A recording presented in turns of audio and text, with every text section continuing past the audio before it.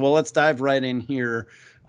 Really, let's start with what the pandemic caused. You know, it's the ABCs of federal funding, but first, let's start about the cause and effect, if you will. So the pandemic really exposed what a lot of people call the digital divide. I have self-proclaimed this as a national crisis. I mean, you've got a lot of folks that had shelter-in-place orders. You've got very rural parts of America that do not have internet connectivity at all. And really, what are some of the programs you're seeing? Let's start with Claude first. What are you seeing from the federal government at a national, state, or even maybe regional areas that are subsidy programs to address this digital divide national crisis, if you will? Oh my goodness. Well, I think we've seen more.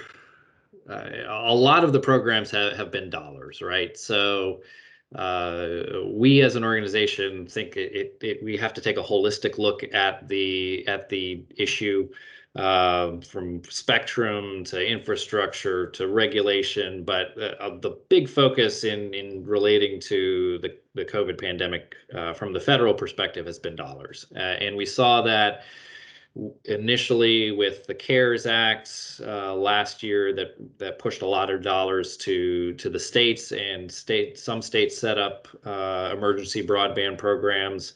We know a lot of WISPA members were engaged on the state front there, and a number were successful in getting some state grants via federal dollars. But there's been a lot that's been pushed out the door, and potentially more even coming. So things like an E-rate expansion, the emergency broadband benefits, telehealth funding. The federal government's pushed a lot of dollars into the broadband space, and that's on top of some of the more regular programs like the Rural Digital Opportunity Fund, or RDOF. The Rural Utility Services e-connectivity programs.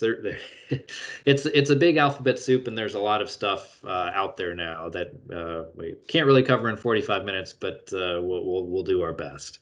All right, we'll do a 24-hour podcast in our next session. Perfect. We'll cover them all. Sounds good. Kelly, any of those, any programs come to mind that maybe some of your service providers have leveraged, maybe Claude didn't mention, or some programs that you've seen that have worked eloquently from the government? Yeah, absolutely. Claude kind of hit them all there, but mainly the CAF, and now RDOF is coming on board. We did see a ton of activity around RDOF, and then as well as CARES Act, we saw a ton of good things come out of the CARES Act funding as well.